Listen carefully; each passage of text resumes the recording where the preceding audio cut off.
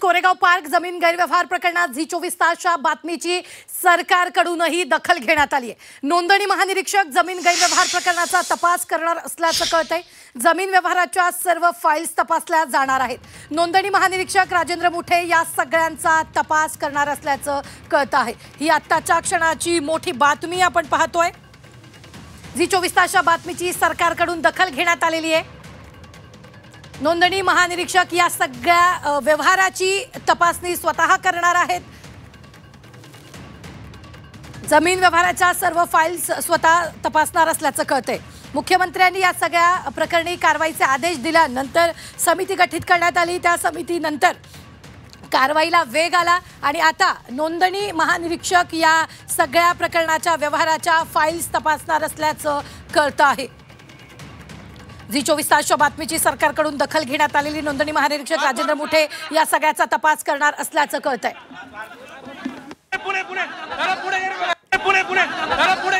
या संदर्भात ताजे अपडेट देत आहेत आपले प्रतिनिधी ज्ञानेश। जमीन व्यवहाराच्या सर्व फाईल्स तपासल्या जाणार आहेत। नोंदणी महानिरीक्षक राजेंद्र मुठे या सगळ्याचा तपास करणार आहेत।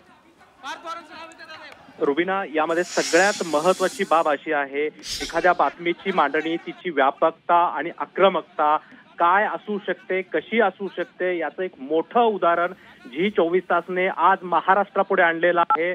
या प्रकरणामध्ये, खरेदी विक्री प्रकरणामध्ये आता मुद्रांक विभाग अत्यंत मोठं कठोर पाऊल उचलणार आहे।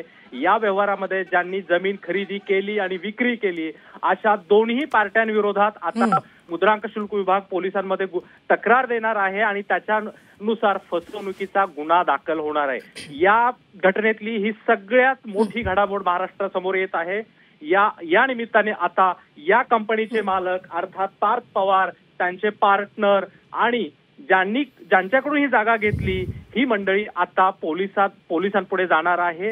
यापुढे जाऊन हे प्रकरण आता न्यायालयाच्या दारातही जाऊ शकतं। याचा अर्थ थोडक्यात असा आहे, पार्थ पवार हे पोलिसांच्या कचाट्यात येऊ शकतात, आलेले आहेत असं समजायला हरकत नाही।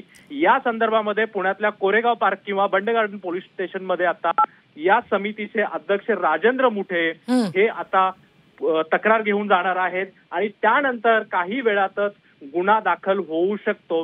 त्यामुळे हे सगळं प्रकरण आता पोलिसांच्या दारी गेलेलं आहे। या विषयात आता गांभीर्याने गृह खातं लक्ष देणार हे स्पष्ट आहे। बरं ज्ञानेश, सकाळपासूनच जेव्हा मुख्यमंत्र्यांनी आदेश दिले या सगळ्या प्रकरणाच्या चौकशीचे, त्यानंतर अनेक घडामोडी घडत आहेत। अधिकाऱ्यांचं निलंबन झालेलं आहे। या सगळ्या प्रकरणात सखोल चौकशीचे आदेश देण्यात आलेले आहेत। काय नेमकं घडलेलं आहे आणि काय आता पुढे घडण्याची शक्यता वर्तवली जाते? मुख्यमंत्र्यांची भूमिका असेल, त्याच्यानंतर सरकारी पातळीवरची हालचाल असेल, या सगळ्यामध्ये महत्वाचं आहे आज दिवसभर, काल आपण हे सगळं वृत्त दाखवल्यानंतर आज दिवसभर ज्या पद्धतीने आपण फॉलोअप करतो या सगळ्याची गंभीर दखल घेऊन राज्य सरकारचा महसूल विभाग, मुद्रांक शुल्क विभाग अतिशय गंभीर झालेला आहे। तेवढेच मुख्यमंत्री देखील या विषयामध्ये गंभीर आहेत। या सगळ्याचा परिणाम आता पुण्यामध्ये दिसतो आहे। या प्रकरणाचा छडा लागेल असे जवळपास त्या उंबरठ्यावर आपण आलेलो आहोत, लागलेलाच आहे असं समजायला हवं। या प्रकरणातल्या दोषींना आता पोलिसांपुढे हजर केलं जाऊ शकतं। म्हणजे हे प्रकरण आता पोलिसांकडे गेलेलं आहे। केवळ चौकशी, आदेश याच्या पलीकडे हे प्रकरण जाऊन आता थेट चौकशी होणार आहे। राज्य सरकारच्या पातळीवर 2 समित्यांच्या माध्यमातून चौकशी सुरूच आहे, पण आता हे प्रकरण जेव्हा पोलिसांकडे जाईल तेव्हा याला एक वेगळं वळण येऊ शकतं। दुसरी बाब म्हणजे गृह खातं देखील याबाबत फार गंभीर आहे। ही बाब या निमित्ताने अधोरेखित होते आहे। आता पुढची कार्यवाही काय असणार, कशी असणार, कुठच्या प्रकारचा गुन्हा दाखल होणार आणि पार्थ पवारांना पोलिसांपुढे यावं लागणार का, याकडे देखील आपलं सगळ्यांचं लक्ष राहणार। निश्चितच धन्यवाद ज्ञानेश ताजे अपडेट देण्यासाठी। आपण पाहतोय झी24 तासच्या बातमीची सरकारकडून दखल घेण्यात आलेली आहे।